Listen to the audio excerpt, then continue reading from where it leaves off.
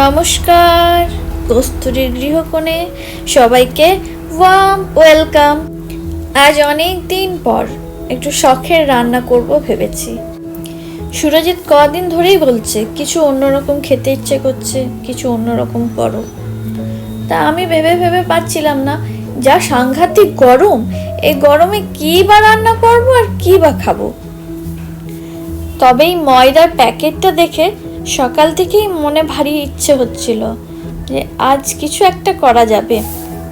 সেই মতো দুপুরে খাওয়া দাওয়া সেরে আমি রেডি করে নিচ্ছি আজকের ডিনারের রেসিপি। আপনারা আমার অন্য ব্লগে দেখেছেন যে আমরা একটু সকালে উঠে ছোলা আর মুগ ভেজানো খাই। আজ তাই সেই ছোলা আর মুগ ভেজানো দিয়ে রাতের তরকারিটা করে নেব। চলুন তাহলে নান বানাতে শুরু করে দিই। প্রথমেই তো আমি মেপে মেপে 5 কাপ আটা নিয়ে নিয়েছি।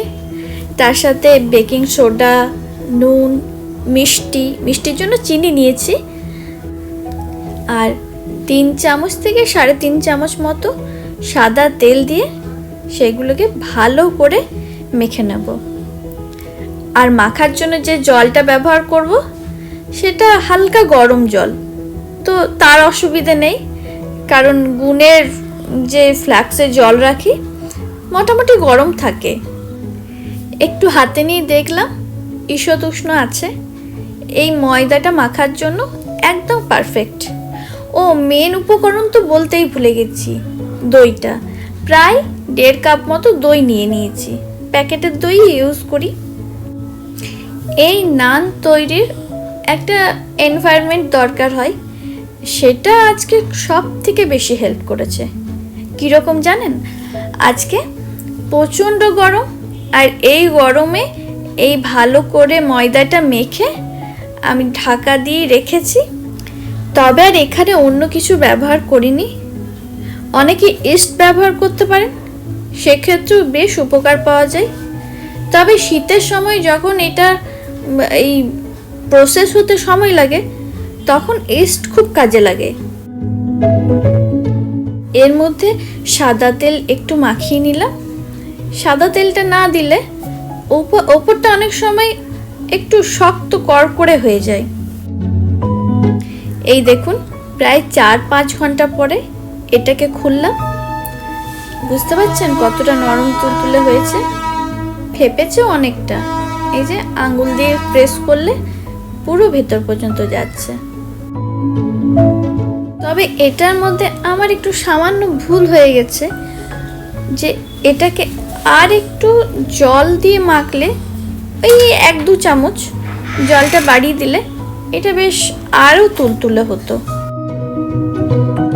আর যেহেতু গার্লিক নান করব, সেজন্য কয়েক পিস, বলতে গেলে ওই 7-8 কোয়া রসুন ছাড়িয়ে নিচ্ছি। হালকা একটু রসুনের স্বাদ জিভের মধ্যে লাগবে, একটু রসুনের গন্ধটা চারিদিকে ছড়াবে, খুব সুন্দর খেতে লাগে। তাই রসুন কুয়োগুলোকে ভালো করে পরিষ্কার করে ছাড়িয়ে নিয়ে এই গ্রেটারটা দিয়ে একেবারে মিহি করে ঘষে নেব।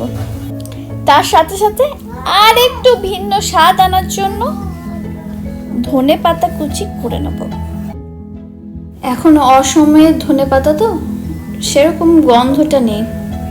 শীতে যে সুন্দর গন্ধটা ছড়াতো, এটা অনেকটা ধনে পাতা দিলে তবে সেই গন্ধটা আসে। তবে যাই হোক, দুধের স্বাদ ঘোলেই মিটুক। এইবার আর ছাকা তেলে নানগুলোকে ভাজবো না। এই যে সাংঘাতিক গরম পড়েছে, অতটা তেল ইনহেল করলে শরীর খারাপ করবে। তাই ময়দা দিয়ে এই ডোটা থেকে একটু করে লেচি কেটে নিয়ে মোটামুটি একটা রুটি শেপ দেওয়ার চেষ্টা করলাম।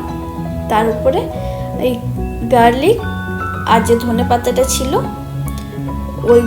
ওইটা ভালো করে দিয়ে তার উপরে একটু সামান্য কালো তিল ছড়িয়ে নিলাম। সেটার গন্ধটা খুব সুন্দর আসে। গ্যাসে আগেই তাওয়া বসিয়ে নিয়েছি, বেশ ভালো করে গরম হোক। এইদিকে আমি বেলা নানটাকে উল্টে নিয়ে পেছন দিকটায় ভালো করে একটু জল লাগিয়ে দেবো।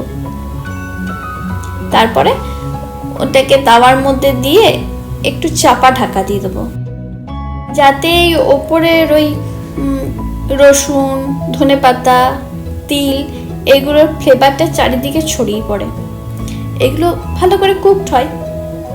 তারপরে এরকমভাবে উল্টে আরেকটা পিঠ একটু সেঁকা সেঁকা করে নেব।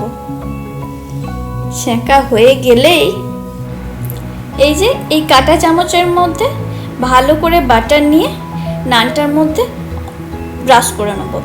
ব্রাশ রেডি আমার গার্লিক নান। আর তার আগেই আমার তরকারি করা হয়ে গেছে, ছটফট খেতে বসে যাই।